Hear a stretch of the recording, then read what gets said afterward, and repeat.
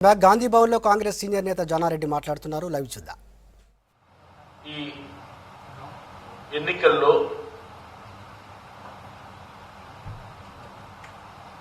PCC అధ్యక్షులు ఆ తర్వాత వర్కింగ్ పార్టీ కార్యనిర్వాహక అధ్యక్షులు పిసిసి ప్రదేశ్ కాంగ్రెస్ మొత్తం టీము మాజీ మంత్రివర్యులు మాజీ శాసనసభ్యులతో పాటు శాసనసభ్యులు శాసనమండలి సభ్యులు అనేక మంది కాంగ్రెస్ గెలుపు కొరకు తద్వారా నా గెలుపు కొరకు కృషి చేసిన వారందరికీ నా ధన్యవాదాలు, నా కృతజ్ఞతాపూర్వక అభివందనలు. వీరికంటే ప్రత్యేకంగా మా జిల్లా కాంగ్రెస్ పార్టీ జిల్లా ప్రతినిధులు, జిల్లా పార్టీ యావత్తు, ఆ తర్వాత నా నియోజకవర్గ కార్యకర్తలు, అనుచరులు, ప్రతినిధులు, కాంగ్రెస్ పార్టీ ప్రతినిధులు అందరూ కూడా రాత్రింబవళ్ళు ఆయాసం ప్రయాసాలకు వచ్చి ఎండ వేడిమికి ఎన్ని ఇబ్బందులు ఎదుర్కొంటూ నాకు నా గెలుపు కొరకు కృషి చేసిన నా అనుచర గణానికి, నా మిత్రులకు, ఆత్మీయులకు, అభిమానులకు, కాంగ్రెస్ పార్టీ కార్యకర్తలందరికీ ప్రత్యేకమైనటువంటి ధన్యవాదాలు. ఇదే సందర్భంగా నన్ను గెలుపు ఓటముల కంటే ఆశీర్వదించిన ప్రజలు, ఆ తర్వాత నన్ను ఆశీర్వదించిన ఓటర్ మహాశయులందరికీ నా ధన్యవాదాలు. తర్వాత నేను ఈ ఎన్నికల్లో పోటీ చేసిన అంశమై ఒక్క మాటలో చెప్పదలుచుకున్నాను. ఇవాళ ఒక్క సీటుతో ఇవాళ ప్రభుత్వాలను స్థాపిస్తామని కానీ ప్రభుత్వాలను పడగొడతామని కానీ, ఇటువంటి ఎన్నికలు వచ్చినప్పుడు ప్రజాస్వామ్యం యొక్క పరిరక్షణ కొరకు ప్రజల్లో ఒక అవగాహన, ఆలోచన కలగజేయటానికి, ప్రజల్లో ఒక చైతన్యాన్ని కలగజేయటానికి ఈ ఎన్నికలు అవసరమని ఆ పార్టీ భావించింది, నేను భావించిన. అంతకంటే ఇవాళ జరుగుతున్నటువంటి ఈ ఎన్నికల్లో కాంగ్రెస్ పార్టీ ఒక ప్రోత్సాహం ఇవ్వటానికి, కాంగ్రెస్ పార్టీకి ఒక చైతన్యం కలగజేయటానికి, కాంగ్రెస్ పార్టీ క్యాడర్కు ఒక దీక్ష భూని ముందుకు నడవటానికి వీలుగా ఈ ఎన్నికల్లో నేను పాల్గొంటాను. అంతకంటే ఇంకా మిన్నగా కాంగ్రెస్ పార్టీ హైకమాండ్, మా చైర్పర్సన్ శ్రీమతి సోనియా గాంధీ గారు,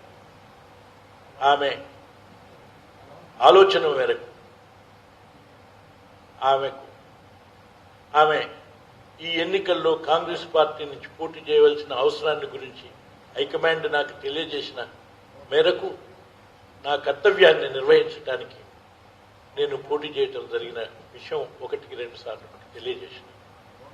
అంతేకాదు ఇవాళ కాంగ్రెస్ పార్టీ ఆ ఆదేశాన్ని నేను ఈ సమయంలో ఈ వయస్సులో ఈ ఒక్క సీటు కొరకు పనిచేయవలసినటువంటి అవసరం అనేటువంటిది ముఖ్యం కాదు. కాంగ్రెస్ పార్టీ నాకు ఇచ్చిన గౌరవానికి, సోనియా గాంధీ నా మాటకిచ్చినటువంటి విలువకు, తెలంగాణ రాష్ట్రం ఏర్పాటు చేయటానికి నా సూచనను పాటించినందుకు కృతజ్ఞతగా నా కర్తవ్యాన్ని నిర్వహించటము నా ధర్మం అనేటువంటి విషయాన్ని నేను దృష్టిలో ఉంచుకొని ఈ ఎన్నికల్లో ధర్మం కొరకు, కొన్ని ప్రజాస్వామ్య విలువల కొరకు ప్రజాస్వామ్య పరిరక్షణ కొరకు, కార్యకర్తల మనోధైర్యం కొరకు, పార్టీకి అండగా నిలవవలసిన అవసరం కొరకు అనేక రకాలుగా యోచించి ఈ కార్యక్రమంలో, ఈ ఎన్నికల్లో పాల్గొని నేను ముందుకు సాగినాను. అందుకు తగ్గట్టుగా సహకరించినటువంటి వారందరికీ ప్రత్యక్షంగా ఎన్నికల్లోనే కాకుండా పరోక్షంగా వివిధ రూపాల్లో, వివిధ రకాలుగా నాకు సహకరించినటువంటి మిత్రులందరికీ, సహకరించినటువంటి ప్రజలందరికీ, సహకరించినటువంటి పార్టీ ప్రతినిధులందరికీ మరొకసారి నా ధన్యవాదాలు, అభివందనాలు తెలియజేస్తున్నాను. ముఖ్యంగా ఇవాళ గమనించవలసినటువంటి అవసరం, ఈ ఎన్నికల్లో నేను పోటీ చేసిందే అందుకనేటువంటి విషయం మీకు ఒక్కసారి గుర్తు చేసినట్టు, ఇవాళ ప్రభుత్వం, టీఆర్ఎస్ పార్టీ, ఆ మొత్తం ప్రభుత్వం, ప్రభుత్వ యంత్రాంగం, ప్రభుత్వంలో ఉన్నటువంటి యొక్క హోదాలో ఉన్నటువంటి మంత్రులు, శాసనసభ్యులతో పాటు పార్టీ యంత్రాంగం అంతా, రాష్ట్ర యంత్రాంగం అంతా, రాష్ట్ర ప్రభుత్వం అంతా సర్వం ఒడ్డినా కూడా కాంగ్రెస్ పార్టీ ఈ ఎన్నికల్లో నిలబడి సత్తా చాటిన సంగతిని ఒక్కసారి ఈ రాష్ట్ర ప్రజలు గుర్తుంచుకోవాలి. ఆ తర్వాత ఈ మిగతా వాళ్ళందరూ గమనించవలసినటువంటి అవసరం కూడా అని చెప్పి మీ అందరికీ మనవి చేస్తున్నాను. ముఖ్యంగా ఇవాళ ఒక్క విషయాన్ని మీకు గుర్తు చేస్తున్నాను. ఈ ఎన్నికల్లో 47% సుమారు టీఆర్ఎస్ పార్టీకి వచ్చింది. 37% సుమారేంది ఎగ్జాక్టే అనుకుంటా మీరు లెక్క చేస్తే కాంగ్రెస్ పార్టీకి వచ్చింది. తేడా కేవలం 10% మాత్రమే. అంటే బై ఎలక్షన్ అయ్యుండి ప్రభుత్వం, పార్టీ యంత్రాంగం మొత్తం సర్వం ఒడ్డినా కూడా ఇంత దగ్గరలో ఉన్నటువంటి ఒక పరిస్థితిని గమనిస్తే ఇవాళ కాంగ్రెస్ పార్టీ శ్రేణులు, కాంగ్రెస్ పార్టీ ఇవాళ ఏమీ కోల్పోలేదు. ఈ రాష్ట్రంలో కేవలం 6% మారితే ప్రభుత్వాలని మారుతుంది అనేటువంటి విషయాన్ని, సందేశం ఈ ఎలక్షన్ ద్వారా అందజేస్తున్నానని చెప్పి మీ అందరికీ మనవి చేస్తున్నాను. అంటే ఇదే సార్వత్రిక ఎన్నికలైతే ఆ పరిస్థితి ఏ విధంగా ఉంటుందో ఒకసారి గమనించండి. అయినా నా కర్తవ్యాన్ని, కాంగ్రెస్ పార్టీ కొరకు నేను చేయవలసినటువంటి కర్తవ్యాన్ని నేను నిర్వహించినాను. ఇక ఈ ప్రోత్సాహంతో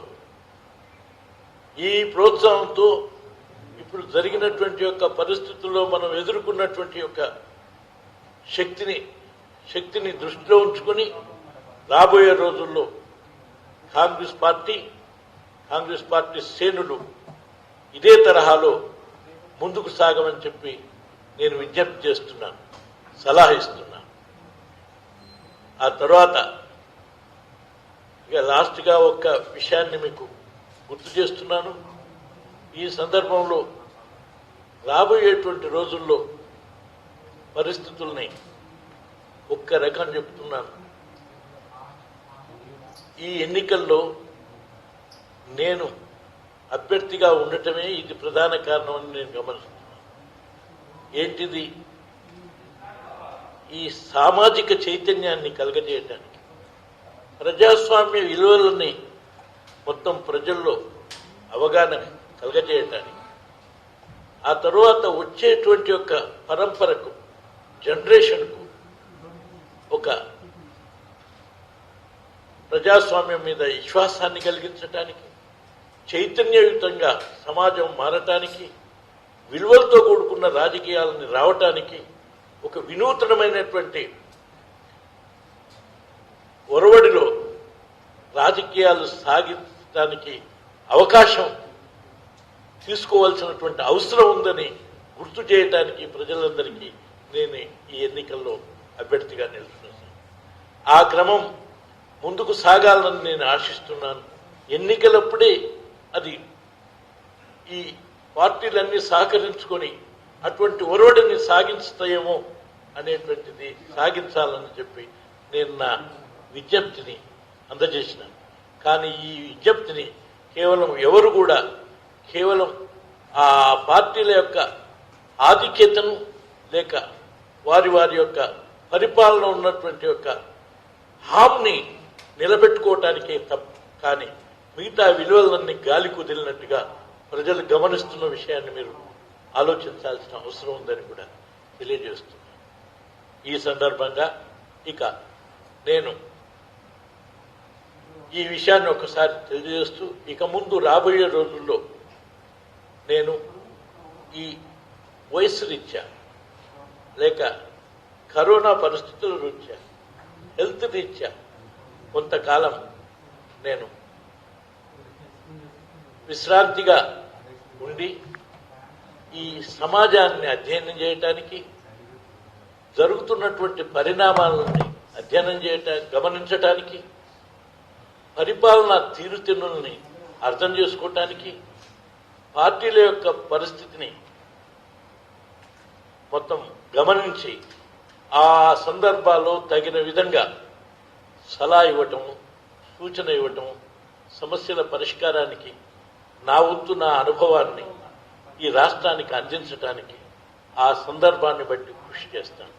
ఆ సందర్భాన్ని బట్టి మిమ్మల్ని అందరినీ కలుసుకుంటాను.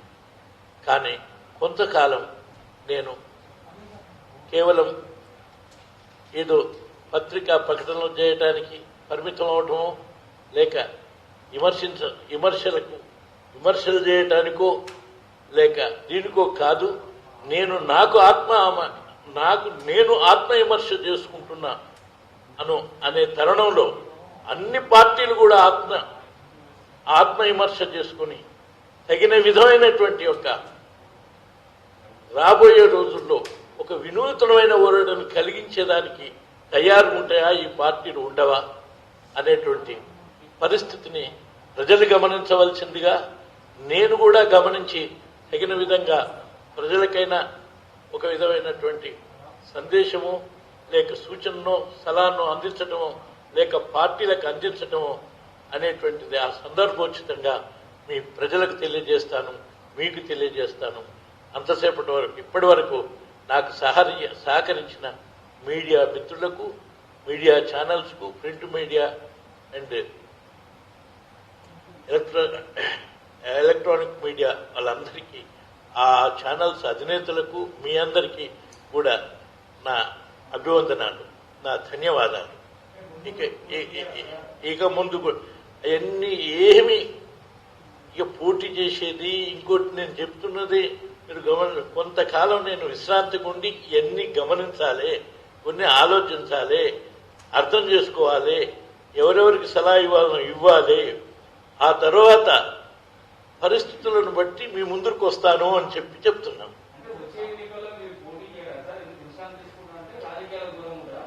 రైట్. ఈ వయసు తర్వాత నేను ఉండాల్సినంత అవసరం కూడా లేదు. నేను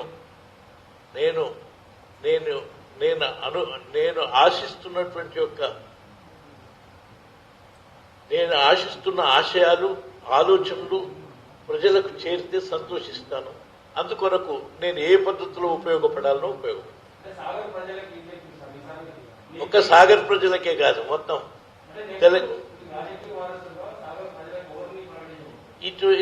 ఇవన్నీ పార్టీలు ప్రకటిస్తే గానీ నేను ప్రకటించను. పార్టీలు ఏ పార్టీల నుంచి చేసేవాళ్ళు ఆ పార్టీల నుంచి ప్రకటిస్తారు.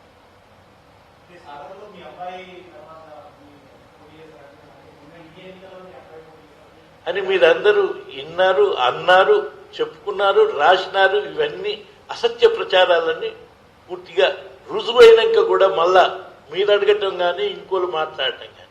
ఇదే సందర్భంలో ఇంకొక మాట చెప్తున్నాను. చాలామంది, నేను ఇంతకాలం రాజకీయంలో ఉన్నాను, కొన్ని ఇలువల గురించో, అక్రమాల గురించో, అవినీతి గురించో, అన్యాయాల గురించో పార్టీ విలువల గురించో ప్రజాస్వామ్య పరిరక్షణ గురించో మాట్లాడుతున్నాడని ఏదో అవాకులు చవాకులు మాట్లాడడానికి ప్రయత్నం చేస్తున్నాడు.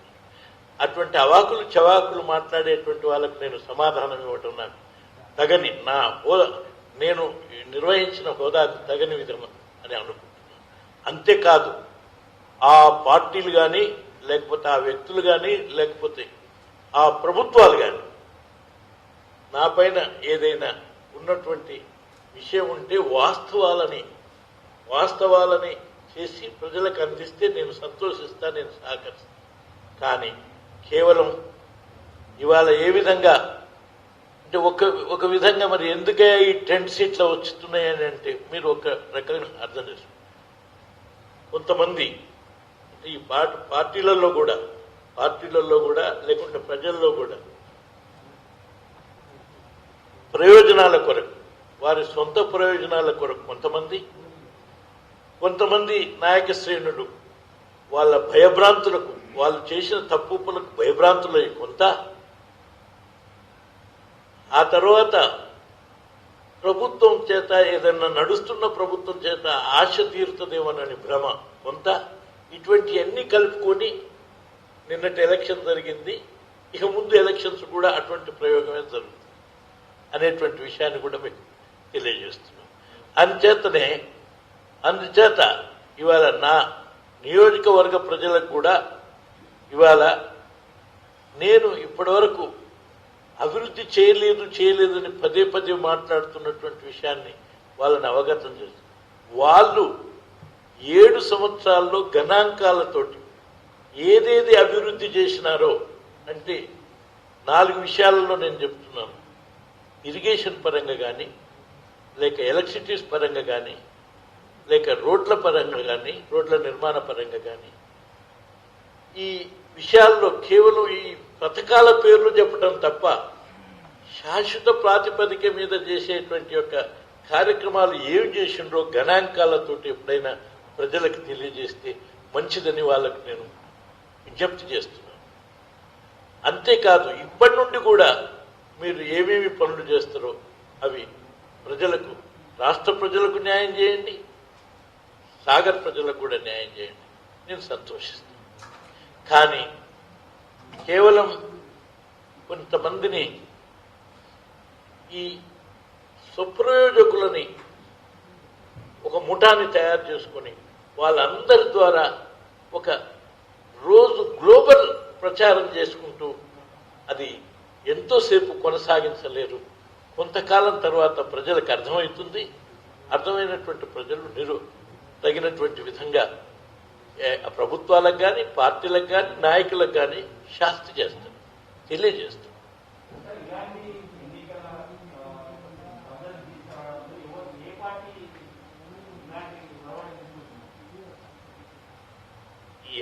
ఇప్పుడు అన్ని పార్టీలు ఆలోచించి చేయమని నేను అడుగుతున్నాను, కాంగ్రెస్ పార్టీతో సహా. కాంగ్రెస్ పార్టీ కూడా నేను ఇచ్చేటువంటి సలహా సూచన ఇది ఒక పార్టీ కాదు, నా పార్టీకి ముందరిస్తున్నాను. నా పార్టీకి అనుసరించేటట్టుగా నేను ప్రయత్నం చేసుకుంటాను. నా పార్టీ కూడా చేయకపోతే నేను తగిన విధంగా నేను డిబేట్ చేస్తాను.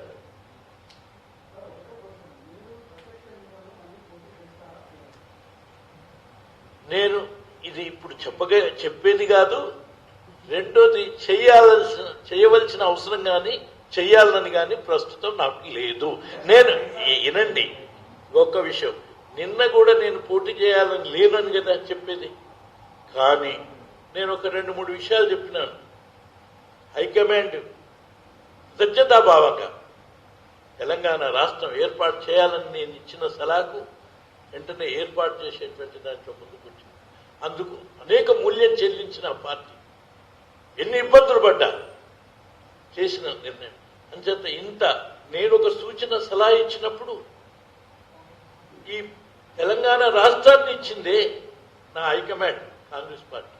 నేను నా కర్తవ్యాన్ని ఇవాళ నువ్వు పోటీ చేసి నువ్వు ఇవాళ కాంగ్రెస్ పార్టీకి తగిన విధంగా నిలవవలసినటువంటి అవసరం ఉంది అనేటువంటిది నాకు తెలియజేసినప్పుడు నా కర్తవ్యాన్ని నిర్వహించడానికి నేను కర్తవ్యాన్ని నేను స్మృతికి తెచ్చుకుంటూ నేను నిలబడ్డాను.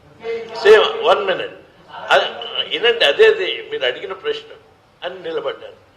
ఇక దీనికి నా కర్తవ్యాన్ని ఇప్పటి వరకు కాంగ్రెస్ పార్టీ ఏమి చెప్తే అది చేస్తూనే వచ్చినాను. కానీ మరి మీరు నిలబడతారా అంటే నాకు ఇష్టం లేదని నేను చెప్తున్నాను కదా.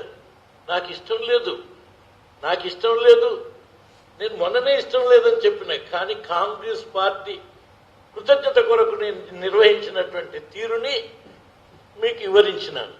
కానీ అటువంటి పరిస్థితి వస్తుందా, మళ్ళీ ఏ పరిస్థితుల్లో వస్తే అవ్వాల మీ అందరి ముందరికి వచ్చి చెప్తా. కానీ ఎందుకు చేయవలసి వస్తుందో లేదో అని ఇప్పుడైతే చేయాలని లేదు. నేను మళ్ళీ పోటీ చేయాలని లేను, స్పష్టము. మళ్ళీ పోటీ చేయాలని ఆతురత కూడా లేదు, మళ్ళీ పోటీలో ఉండవలసిన అవసరం కూడా లేదు. దీనికి కారణం మీరు ఒక్కటే గుర్తుంచుకోండి. Now I am 75 years. అంటే ఇవాళ చాలామంది పార్టీల వాళ్ళు కూడా 75 సంవత్సరాలు వచ్చిన తర్వాత మీరు ఆలోచించమని చెప్తున్నారు కదా. కానీ ఏదైనా అనూహ్యమైనటువంటి పరిస్థితులు సంభవించి లేక పార్టీ అంతా కూడా చేసి ఆనాడు ఉన్న పరిస్థితి మీకు అర్థమవుతుంది కదా. ఆ అర్థమైన పరిస్థితుల్లో కూడా నేను నా పార్టీకి తెలియజేస్తాను వీలు కాదని. అయినప్పటికీ అనూహ్యమైన పరిస్థితులు ఏర్పడితే ఆ సందర్భంలో మీకు చెప్తాము, తెలియజేస్తాం. కానీ ఇప్పుడైతే నాకు లేదు. అప్పుడు కూడా అంతే, అప్పుడు కూడా అంతే చెప్పినాను. అప్పుడు కూడా మా పార్టీకి చెప్పినాను, నాకు నేను చెప్పుకున్నాను, మీకు కూడా చెప్పినాము కొంతమందికి. అదంతా కదా. ఇప్పుడు మీరే అన్నారు కదా ఇది ఆఖరి ఎన్నిక, అలా చెప్తున్నారు కదా ఆఖరి ఎన్నికల్లో మీరు చేయండి అని చెప్పిండండి. అంటే మళ్ళీ చేయననే ఉద్దేశమే కదా అర్థం.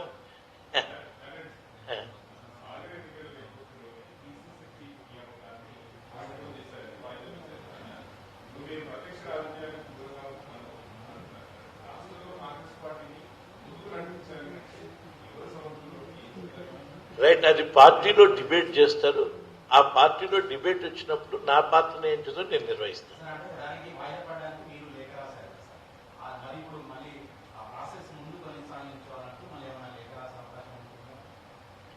సరే, నేను నా పార్టీలో ఇన్సైడ్ డిబేట్ దట్ ఆల్ ఇన్సైడ్గానే నేను డిబేట్ చేయాలి, ఇన్సైడ్గానే నేను సలహా ఇవ్వాలి. కానీ నేను ఇంత ప్రకటనలు చేస్తూనో నా యొక్క ప్రదర్శన మీకు తెలియజేస్తూనో లేదంటే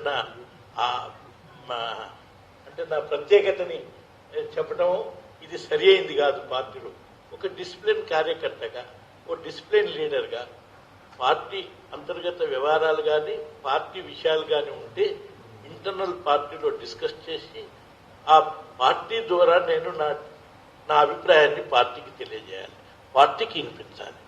అంతే తప్ప నేను ఇట్లా ప్రకటనలు చేయటం లేకుంటే ఇట్లా చేస్తానని చెప్పడం, చేస్తున్నానని అనటం ఇది డిసిప్లిన్ కార్యకర్తకు తగింది కాదు, నాకు అసలు తగింది కాదు.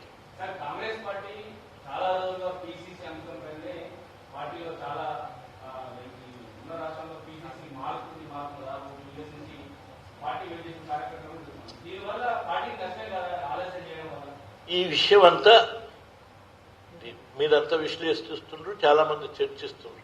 నేను మాట్లాడాలంటే ఏదైనా సరే వితిన్ ది పార్టీలోనే మాట్లాడి ఇది నష్టము, కష్టము, వాస్తవము, అవసరాన్ని గురించి చెప్పటం నా ధర్మం. ఆ డ్యూటీ నేను అవసరమైనప్పుడు నా పాత్ర నిర్వహిస్తా. అంతసేపు పత్రికల ముందు కానీ పత్రికల వాళ్ళకి కానీ లేక ఛానల్స్కి కానీ ఇటువంటి విషయాలు చెప్పడం నేను తగదు.